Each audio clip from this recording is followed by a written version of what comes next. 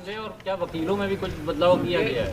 देखिए, पक्षकार तो अब जो पक्षकार कल आए थे जिनकी कंसेंट मिल चुकी है उसमें 3 पक्षकार हैं, मौलाना महफूजुर रहमान, मोहम्मद उमर और मिसबाउद्दीन।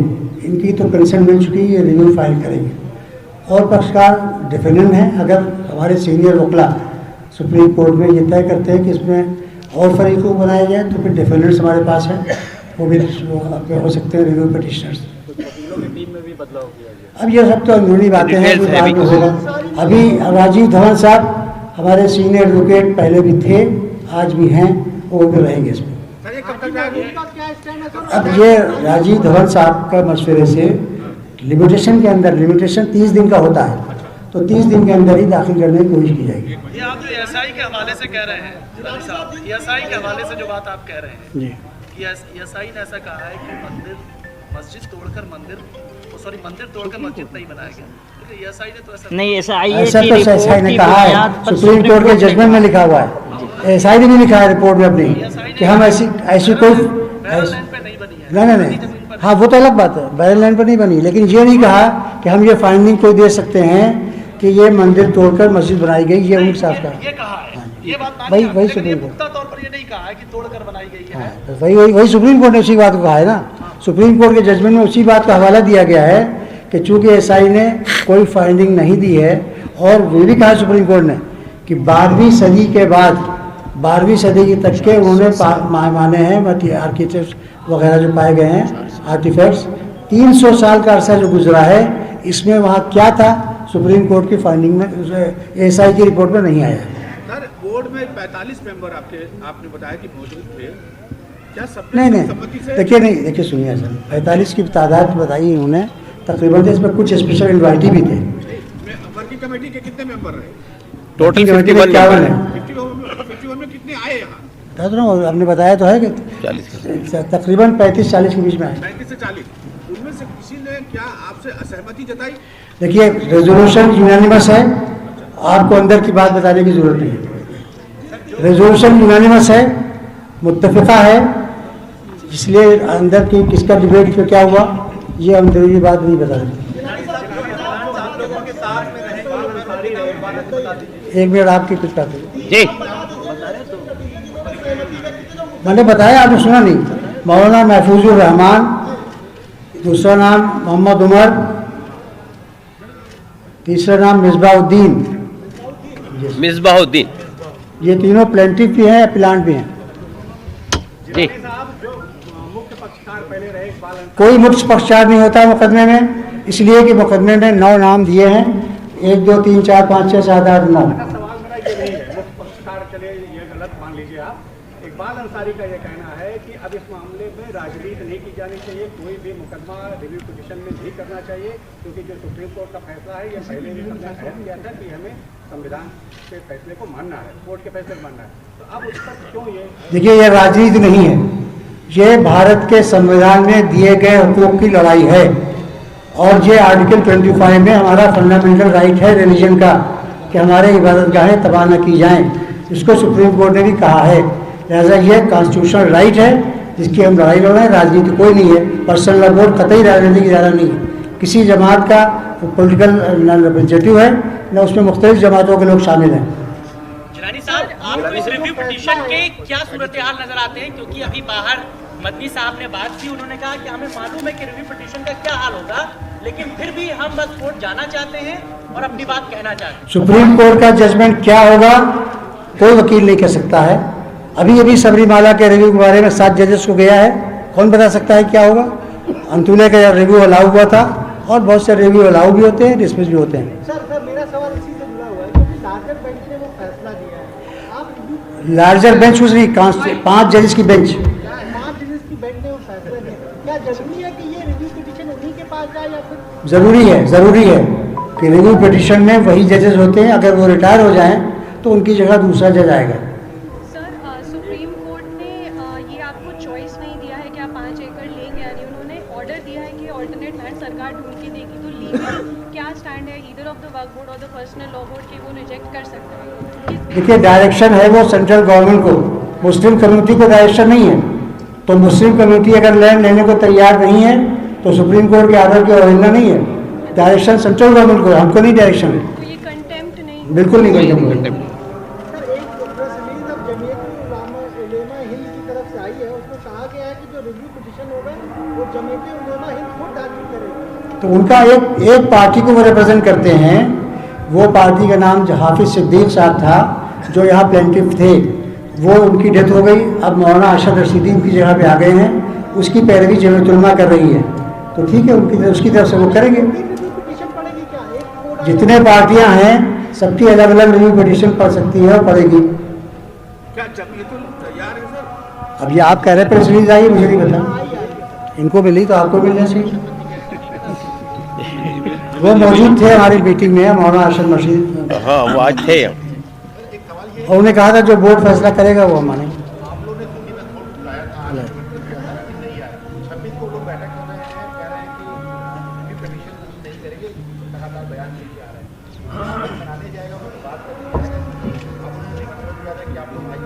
नहीं, देखिए ऐसा निमंत्रण उनको पहले भी जाता रहा है, उसी लिहाज से अब की भी गया था, वह कभी कभी वो आए हैं, पिछली मीटिंग में नहीं आए थे, इसमें नहीं आए, तो निमंत्रण दे देना हमारी ड्यूटी थी, आना ना आना उनका इख्तियार है।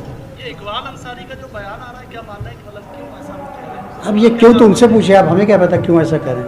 सर आप सुनिए, हमें ये मालूम इत्तला है, कल हमारे जो अयोध्या से लोग आए थे वो कह रहे थे कि वहाँ का डिस्ट्रिक्ट एडमिनिस्ट्रेशन और पुलिस एडमिनिस्ट्रेशन दबाव डाल रहा है कि आप फैसले के खिलाफ बयान न दीजिए। वहाँ के लोगों को मना किया गया पिछले जुमे में कि आप किसी मस्जिद से बयान न जाए कि फैसले से हम मुतमईन नहीं हैं, तो इसका मतलब हो सकता है इकबाल अंसारी पर भी कोई दबाव। सर इस मुकदमे में आप शुरू से सुन्नी वक्फ बोर्ड के वकील रहे हैं, मैं सब मुसलमानों का वकील रहा हूँ, सिर्फ सुन्नी वक्फ बोर्ड का बोर्ड के नहीं, रहे हैं, सुन्नी वक्फ बोर्ड का भी रहा हूँ। के भी रहे। अभी की क्या स्थिति आप सुन्नी आज मैं सुन्नी वक्फ बोर्ड का वकील नहीं हूँ, नहीं है?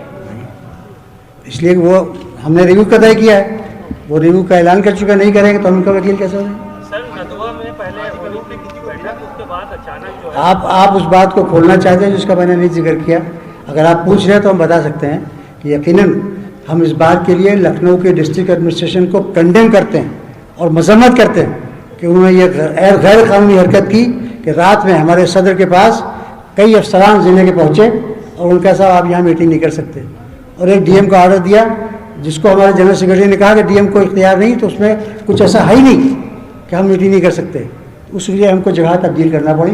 हमें बहुत अफसोस है कि ऐसी बॉडी को जिसका कोई ताल्लुक सियासत से नहीं है और जो मुसलमानों की नुमाइंदा बॉडी, उसको रोका गया और उसको मीटिंग वहाँ न करने दिया गया।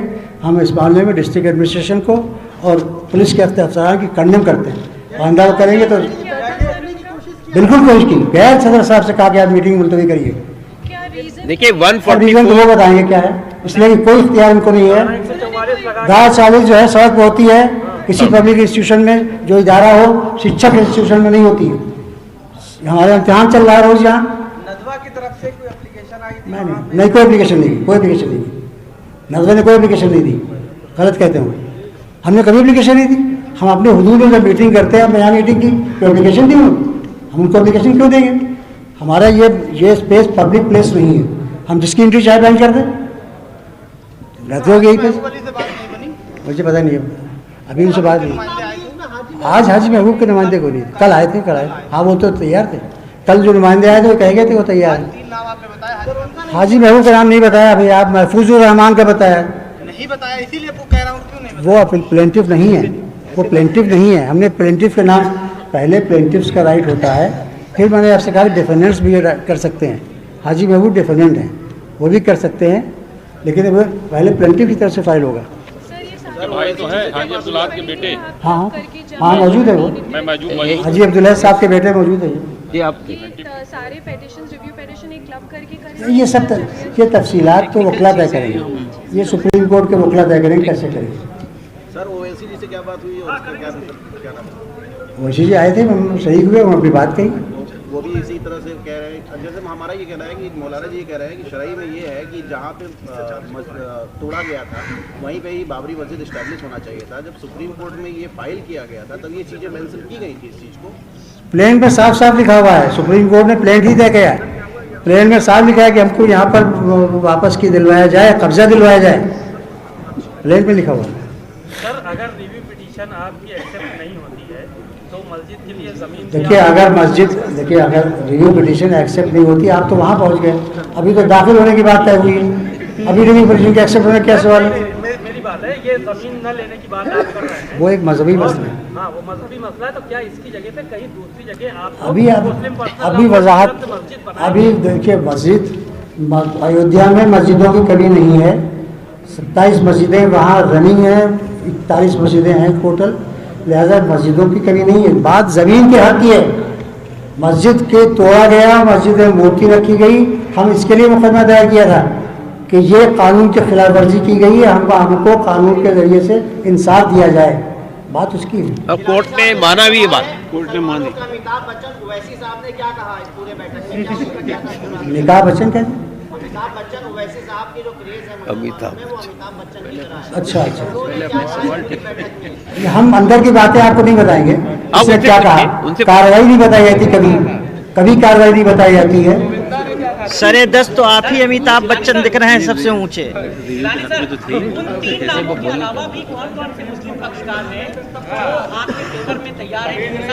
मैं आज आपसे इसी पे बता सकता हूँ कि जैसे अभी यहाँ मौजूद हैं हाजी अब्दुल के लड़के, 2 लड़के, उसके हमारे हजबुल्ला साहब डिफेंडेंट हैं, उन्होंने टेलीफोन पे कहा। हाजी महबूब साहब ने मुझसे यही कहा कि मैं रिव्यू फाइल करने पे तैयार हूँ, मीडिया में क्या कहा मुझे नहीं पता, लेकिन ये डिफेंडेंट्स हैं। पहले हम प्लेंटिफ की तरफ से फाइल करेंगे, जो हमने 3 नाम आपको बताए। 30 दिन का टाइम होता है, हम पूरी कोशिश करेंगे 30 दिन के अंदर दाखिल हो जाएंगे। हम लोग 8 तारीख तक कर सकते हैं, 30 डेज 8 तारीख तक, मतलब 8 तारीख तक नहीं, नॉट पर छोड़ दिया जाएगा। तो बहरहाल देखिए, ये प्रेस कॉन्फ्रेंस मुकम्मल होती है। मैं आप हजरात का शुक्रिया अदा करता हूँ कि आप हजरात तशरीफ लाए, और अब ये यहाँ पे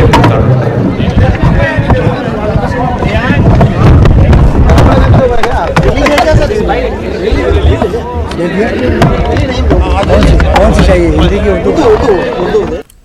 नाज़रीन, आप देख रहे थे मुस्लिम पर्सनल लॉ बोर्ड की प्रेस कॉन्फ्रेंस। साफ तौर पर कहा है मुस्लिम पर्सनल लॉ बोर्ड ने कि अयोध्या फैसले पर वो रिव्यू पिटीशन दाखिल करेंगे और मस्जिद के बदले में कोई ज़मीन नहीं ली जाएगी। साफ तौर पर कहना है ज़फ़र याब जिलानी का, और कासिम रसूल इलियास ने भी तफसीलात दी कि क्या कुछ आज मुस्लिम पर्सनल लॉ बोर्ड ने तय किया है। 2 बातें अहम हैं कि Muslim personal law board review petition दाखिल करेगा और मस्जिद के बदले में कोई ज़मीन नहीं ली जाएगी। बोर्ड के सदर पर मीटिंग में ये फैसला लिया गया है। तमाम अहम मेंबरान मुस्लिम पर्सनल लॉ बोर्ड की आज की इस मीटिंग में शरीक रहे। तो बोर्ड ने फैसला कर लिया, मुस्लिम पर्सनल लॉ बोर्ड ने, कि अयोध्या फैसले पर वो रिव्यू पिटीशन दाखिल करेंगे और मस्जिद के बदले कोई ज़मीन नहीं ली जाएगी। और शरई तौर पर क्यों नहीं ली जाएगी उसका भी खुलासा इस प्रेस कॉन्फ्रेंस में कर दिया गया है कि मस्जिद जहां है वही कायम रहेगी और मस्जिद के बदले में किसी तरह का कोई एवज़ या कोई दीगर जगह पर ज़मीन नहीं ली जाएगी। मुस्लिम पर्सनल लॉ बोर्ड रिव्यू दाखिल करेगा सुप्रीम कोर्ट में और मस्जिद के बदले ज़मीन नहीं ली जाएगी। मस्जिद के बदले में 5 एकड़ ज़मीन काबिल कबूल नहीं है, उमरीन साहब ने साफ किया है शरई तौर पर।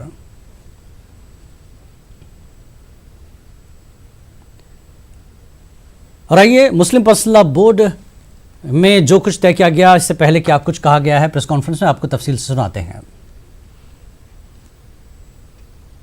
All India Muslim personal law board की वर्किंग कमेटी की एक अहम हंगामी मीटिंग आज तारीख 17 नवंबर 2019 को बोर्ड के सदर हजरत मौलाना सैयद मोहम्मद राबे हसन नदी की सदारत में मुनक़िद हुई, जिसपे बाबरी मस्जिद से मुताल्लिक़ सुप्रीम कोर्ट के फैसले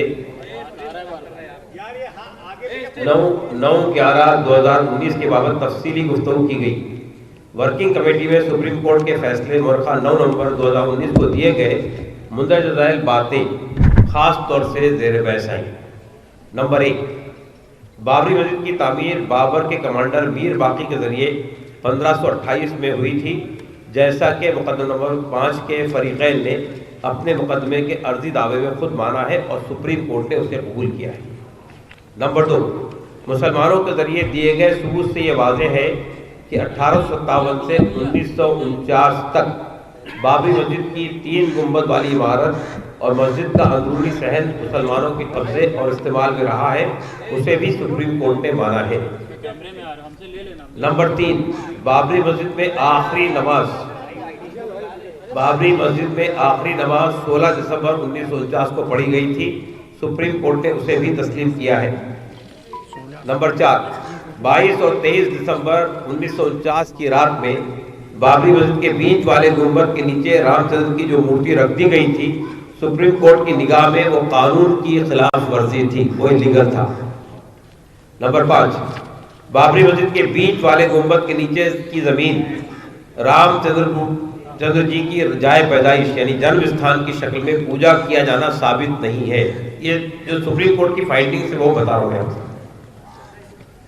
लिहाजा सूट नंबर 5 के फरीक नंबर 2 जन्म स्थान को रामलला का सूट है, रामलला का सूट है, ये रामलला विराजमान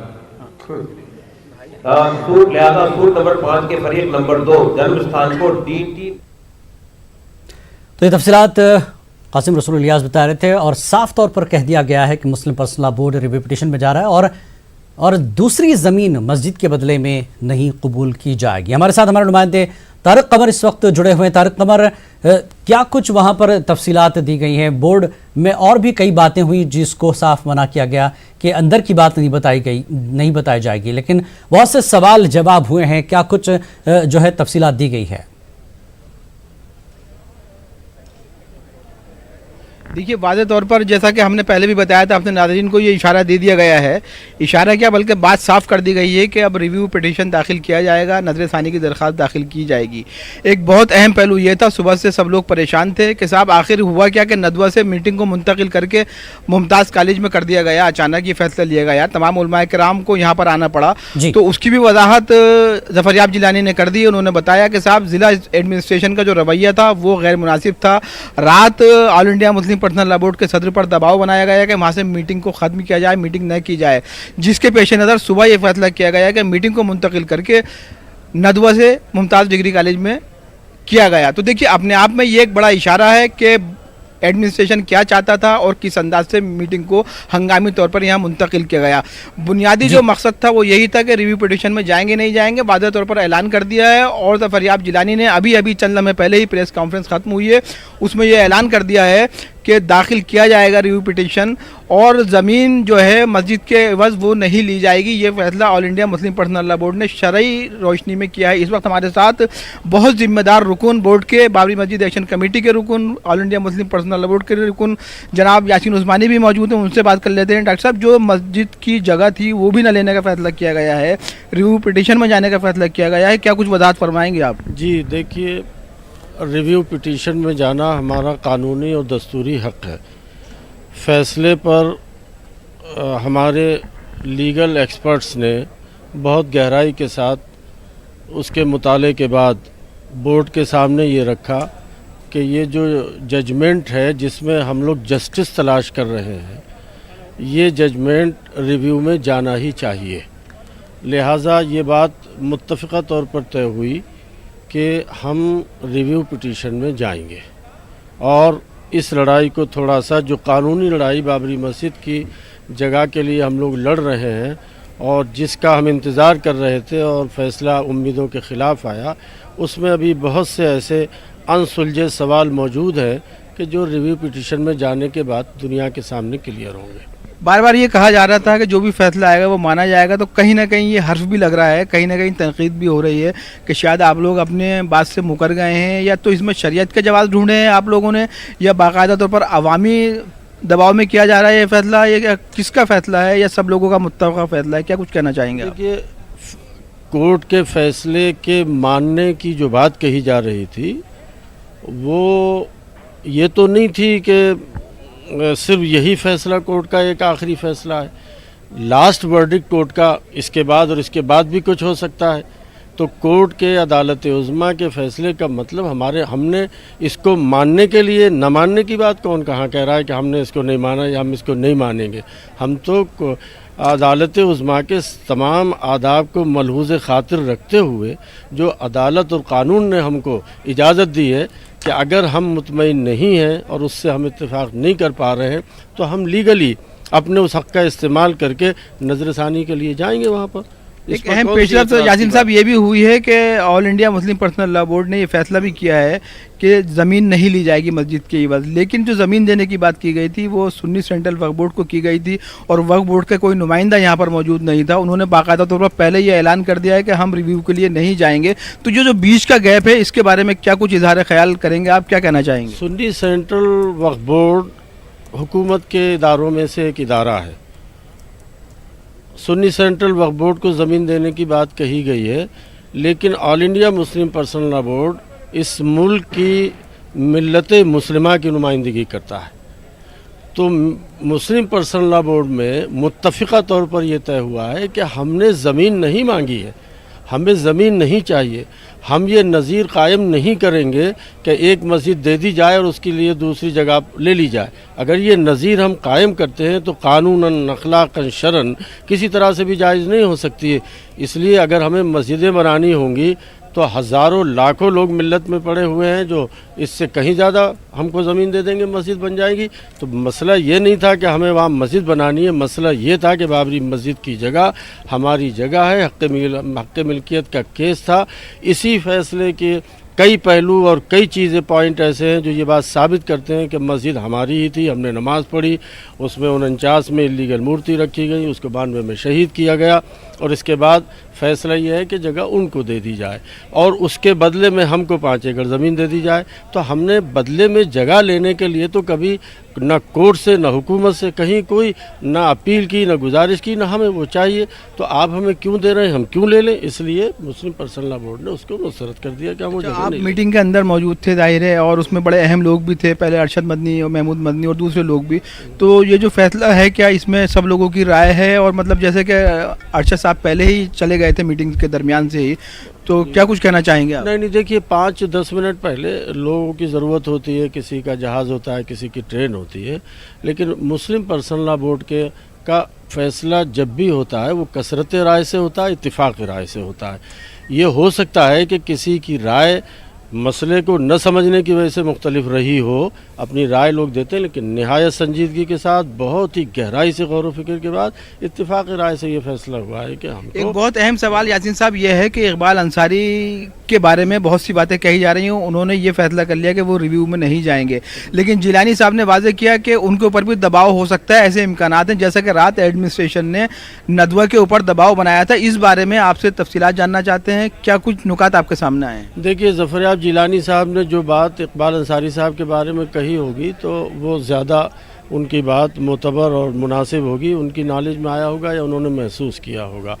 लेकिन ये बात भी तय है कि किसी भी इन हजरात में से किसी एक आध फरीक के न जाने से ऐसी कोई कानूनी रुकावट नहीं है कि अगर वो नहीं जाते या कोई और नहीं जाता है तो हम रिव्यू में न जा सके, ऐसा कोई कानूनी रुकावट नहीं है उसमें। पहले ये मीटिंग नदवा में थी और ज़ाहिर है मुजव्वदा थी, आप लोग भी तशरीफ़ लाए थे और अचानक सुबह सुबह ये हुआ कि वहाँ से ये मुंतकिल कर दी गई, जैसा कि अभी वाज़ेह कर दिया गया है हालांकि, लेकिन तफसीलात आपसे जानना चाहते हैं कि ये जो अमल है एडमिनिस्ट्रेशन का, जैसा कि बताया कि इंतज़ामिया के दबाव में ऐसा किया गया, इसके बारे में क्या कुछ कहना चाहेंगे आप? देखिए मैं रात में 11 बजे यहाँ 11:30 बजे लखनऊ पहुँचा तो मैंने मालूम किया तो मुझे ये बताया गया कि सुबह को आपको मकाम बताया जाएगा कि मीटिंग नदवे में ना होकर कहाँ है।